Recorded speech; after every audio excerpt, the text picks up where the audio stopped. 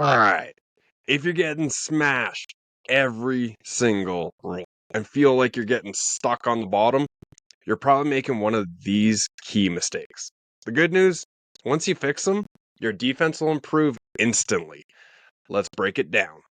Boom. So, the first one, you're probably staying flat on your back. Being flat gives your opponent full control of your movement. Okay, so you don't want to be flat. You don't want your shoulders or hips pinned to the mat. That is giving them full control, and it's going to suck. It's going to make your roll significantly worse. Now, if you're lying flat, think of it as your doormat. All right. If you're on your side, you're more like a wall. It's much harder to crush a wall. So don't be a doormat. Get on your side. Nice and easy. The fix, we're already talking about it, is to always be on your side. Using like an elbow knee frame. All right. Using your elbows in, keeping them tight. Don't like flare out your elbows. Keep them nice and tight.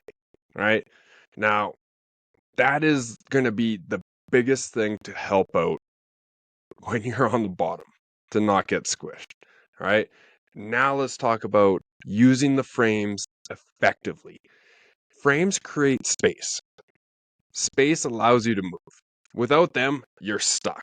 Especially if you're against a bigger opponent, you're going to be stuck on bottom. It's going to suck. All right. So create good frames. Good frames create space, allowing you to move, allowing you to escape, allowing you to get to a better position for yourself. All right. So your arms and generally your knees shouldn't be the pushing movement, right? You should use them as structure. They're a framing structure. This allows you to escape. Use your elbows and your knees to hold the structure while you escape. All right. Now, this next point is I see it all too common. I see it all the time on the mats, all right? And I'm I, I'm prone to this too. I get in my own ways. I love bridge and rolling people out of mount. I think it's the funniest thing ever. I love to just let them take mount, establish it, and then I just bridge and roll. Plenty of times I've had other coaches, like the opponent's coaches, yelling, "He's just gonna bridge and roll." I'll look over, I'll be like, "Yeah, I am," and then I'll bridge and roll my way out of it. But when you're first starting out and you're learning to it and you're getting smashed, maybe you're the smaller person, the biggest thing, you're waiting too long to escape. All right. If you're waiting too long to escape, you need to start escaping immediately. The best time to escape is before your opponent settles into a control. Right? Think of it as side control. You get stuck in side control and you're just sitting there. You're just sitting there. You're waiting for a time to escape. Get out of that habit. Right? Start escaping immediately. As they're moving through like a guard pass, you start escaping. You start moving. If they're fully in side control, not only are they having all their limbs to like squish you, but now you're fighting gravity too. All right. If you start to move while they're passing, you have a better chance. All right. So don't let them don't sit back and wait for them to actually get full control.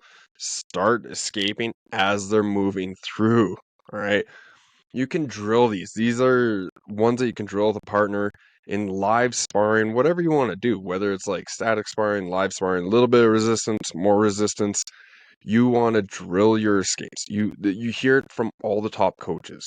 If you're comfortable in your escapes, you're going to be way more comfortable in your attacks. All right. So if you're like, man, I keep losing all my attacks or I don't go after something because I'm scared that they're going to get a mount, they're going to get side mount, start drilling your escapes. All right. All the top coaches will tell you there are guys that like jump on arm bars or jump on front headlocks or jump on the back, have drilled escapes from all these other positions, making them more comfortable to get there, to have that confidence to go, I'm going to jump on that triangle. Even if he passes, guess what? I'm going to get out of that, and then I'm going to jump on the back or whatever it is. All right. So drill it. Drill it until you are exceedingly comfortable in these horrible positions. The last point, and it's a big one, is we're all too comfortable using our arms and all that. We're very dexterous with our arms. We know how to use them in little tiny, minute detail kind of things, like even writing. Okay. That's all fine and well. But to move, we need to start using our hips and our legs. Our big muscles in our legs is what's going to move a bigger opponent. So we want to use our hips more. The hips will generate power for most, if not all, escapes, right? For the majority of escapes, you need to start using your hips. They're the power behind everything.